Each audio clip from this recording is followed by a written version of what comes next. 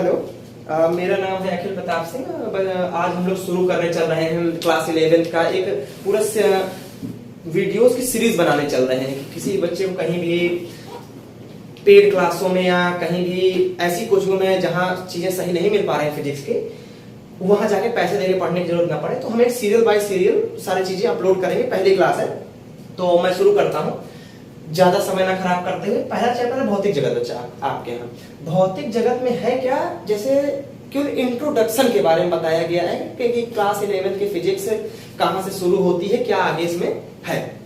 होता क्या है कि हाई स्कूल तक 9 तक आप चीजें पढ़ते हैं फिजिक्स में, बहुत छोटा है, 5-5-6 चैप्टर्स हैं, 4-4 पेज 5-5 पेज में खत्म हो गए हैं। 11th में जब आप फिजिक्स में आते हैं तो चीजें एक्सपेंड होकर आपके सामने आती हैं। फिर वहां से आपको थोड़ा ध्यान देना पड़ता है कि चीजें कैसे हमको ओपन करके पढ़नी है।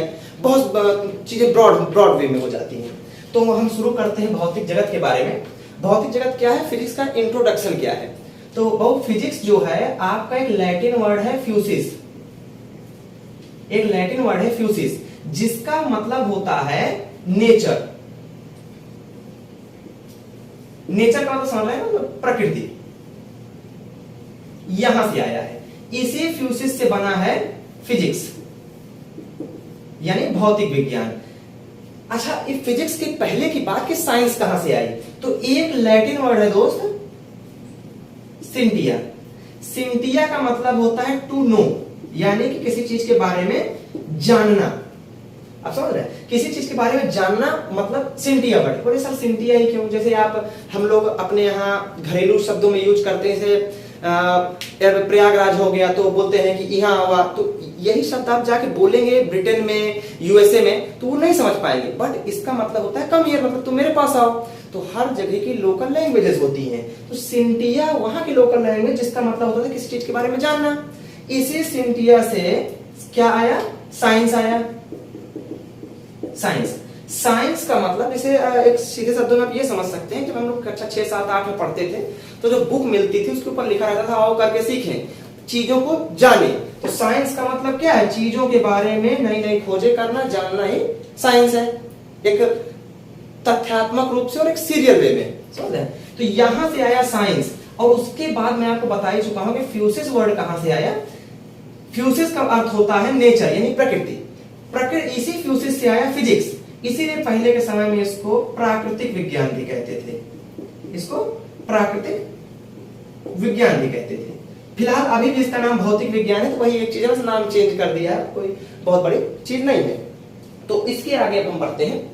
ये तो बेसिक इंट्रोडक्शन हो गया कि फिजिक्स का नाम कहां से आया और साइंस कहां से आया। इसके आगे बढ़ते हैं कि फिजिक्स आगे क्या है। देखिए, इसके आगे आता है कि फिजिक्स की ब्रांचेस, यानी भौतिक विज्ञान की ब्रांचेस क्या हैं। भौतिक विज्ञान के पार्ट कितने हैं, तो छोटू भौतिक विज्ञान शुरुआत में इतना नहीं था जितना था। भाई शुरू कहां से होती हैं चीजें, बहुत पुरानी शुरू होती हैं। न्यूटन के ऊपर सेब गिरा, उसने ग्रेविटी बना दी।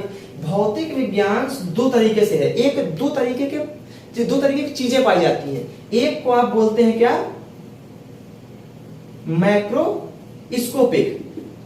मैक्रोस्कोपिक, यानी बड़े बड़े ऑब्जेक्ट का अध्ययन। किसका, बड़े पिंडों का अध्ययन किया जाता है। इसमें बड़े पिंडों का अध्ययन किसके अंदर किया जाता है, मैक्रोस्कोपिक में।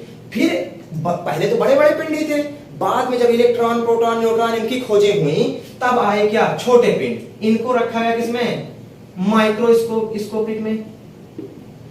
इसमें क्या होता है, बहुत ही छोटे पिंडों का अध्ययन। छोटे पिंडों का अध्ययन। एक आप इसका चार्ट भी बना सकते हैं अगर अपनी जानकारी के लिए। मान लीजिए कोई आदमी पूछता है कि चीजें कहां से आई, आपकी जनरल नॉलेज के लिए सिलेबस का बहुत बड़ा पार्ट नहीं है। माइक्रोस्कोपिक का मतलब क्या हुआ कि बड़े पिंडों का अध्ययन, माइक्रोस्कोपिक का मतलब छोटे पिंडों का अध्ययन। इसके लिए क्या थी, हिंदी में एक वर्ड है चिरसम्मत यांत्रिकी, जिसे आप बोलते हैं, नहीं बोलते हम, इसी को मैकेनिक्स बोलते हैं। क्लासिकल मैकेनिक्स, यही मैकेनिक्स आप पढ़ते हैं, बात समझ रहे हैं मेरी। चिरसम्मत यांत्रिकी थी। फिर वहां एक शब्द आता है कि फिजिक्स के फादर कौन है, फिजिक्स के पितामह किसे कहा जाता है।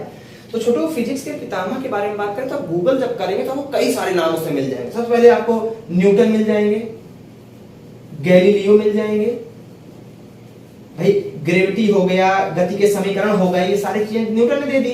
गैलीलियो ने सब बहुत बड़े बड़े काम किए, जैसे कि दूरबीन खोजी जिससे ग्रहों के बारे में, जैसे पहले में 5 ही ग्रह पता थे, ये कॉपरनिकस के बाद की बात बता रहा हूं मैं, हमें 5 ही ग्रह पता थे, फिर दूरबीन की खोज हुई तो हमें और सारी चीजें पता चली। और गैलीलियो ने जो जड़त्व का सिद्धांत था वो भी दिया था। तो ये लोग शुरू में आए तो इन्हें पितामह कहा जाने लगा, और भी बहुत सारे आपको गूगल में मिलेंगे, बट ये लोग ज्यादा मिलते हैं। फिर इसके बाद जब चिरसम्मत यांत्रिकी में बड़े बड़े पिंडों का अध्ययन हुआ, फिर इलेक्ट्रॉन प्रोटॉन न्यूट्रॉन की खोज हो गई। तो ये जो चिरसम्मत यांत्रिकी थी यानी क्लासिकल मैकेनिक्स थी, ये फेल कर गई ये बताने में कि भैया हम छोटे पिंडों का इलेक्ट्रॉन प्रोटॉन न्यूट्रॉन की स्टडी कैसे करें, इनके बारे में चीजें कैसे बताएं। तो इसके लिए 2 बंदे आए, एक का नाम था क्या, मैक्स प्लैंक, क्वांटम थ्योरी थी इसमें, max Planck,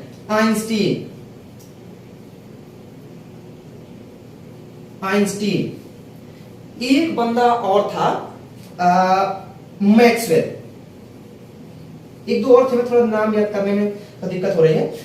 max Planck, Einstein, Maxwell, इन्होंने छोटे पिंडों के अध्ययन के लिए बना दी क्या, मॉडर्न फिजिक्स, यानी इन्होंने क्वांटम, जिसे आप बोलते हैं क्वांटम फिजिक्स लेके आ गए। ये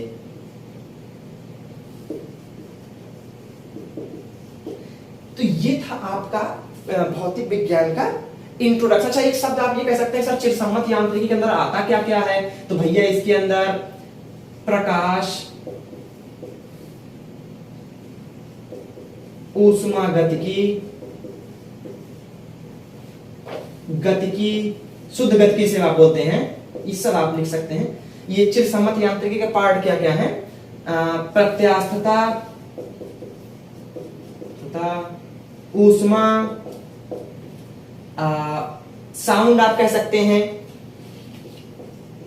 साउंड ध्वनि का पार्ट आपका जो हो गया, इस सारा पोर्शन आपका किसका है, ये है आपका चिरसम्मत यांत्रिकी का। और छोटे पिंडों का अध्ययन जैसे नाभिक,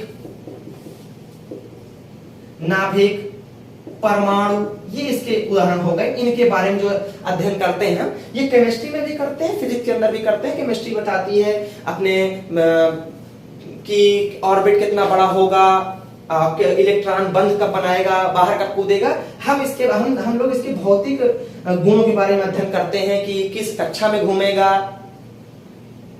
कितनी ऊर्जा दे दें कि बाहर कूद जाए, ये सारी चीजें हमारे उसमें आती हैं। तो ये था पूरा फिजिक्स का आपका कि पार्ट क्या है। और सबसे बड़ी बात कि जो आपको 11th के सिलेबस में पढ़ना है, जो हम लोग आगे पढ़ना शुरू करेंगे, आगे बढ़ेंगे चीजों में, वो आपको पूरे 11th में केवल यही चिरसम्मत यांत्रिकी यानी क्लासिकल मैकेनिक्स ही पढ़नी है, क्लासिकल मैकेनिक्स ही पढ़नी है। ये तो इंट्रोडक्शन हो गया, ये सारी बुकों में आपके एनसीईआरटी में प्रॉपर लिखा हुआ है, और अन्य रेफरेंस बुक्स भी उठाएंगे आप तो आपको मिलेगा। ये भौतिक जगत के बारे में है। अगला लेक्चर जो हम लोगों का होगा वो जो सिलेबस में पार्ट है भौतिक जगत का, वो है प्रकृति में पाए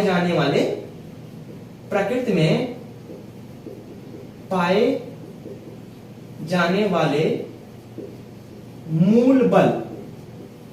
तो 4 मूल बल आपको पढ़ने हैं, उन चारों के बारे में हम डिस्कशन करेंगे, और कुछ खोजों के बारे में हम आपको बताएंगे जो बहुत जरूरी नहीं या उनका किसी भौतिक घटना से बहुत ज्यादा संबंध हमेशा से रहा है। चलिए आज के लिए इतना ही, और इस जो मैं पढ़ा रहा हूं इसका प्रॉपर नोट्स मैं टेलीग्राम ग्रुप में आपको मिल जाएगा, जिसका लिंक जो है डिस्क्रिप्शन बॉक्स में आपको मिल जाएगा। आज कल में इसको अपलोड करवा देंगे। फिलहाल ये सारी चीजें जो है, जो आगे भी मैं पढ़ाऊंगा चैप्टर बाय चैप्टर, ये नहीं कि 2 पेज पढ़ाया तो हमने अपलोड किया, नहीं, पूरे एक चैप्टर का नोट्स हम आपको वहां पे अपलोड कर देंगे। उसको आप प्रॉपर है तो प्रिंट निकाल लीजिए, या तो जैसे भी आपकी इच्छा करे आप पढ़ लीजिए, प्रॉपर नोट्स रहेगा न्यूमेरिकल सहित। अब जो भी आपके डाउट्स होंगे आप बताएं, हम यहाँ सॉल्व करवा देंगे। Okay, thank you.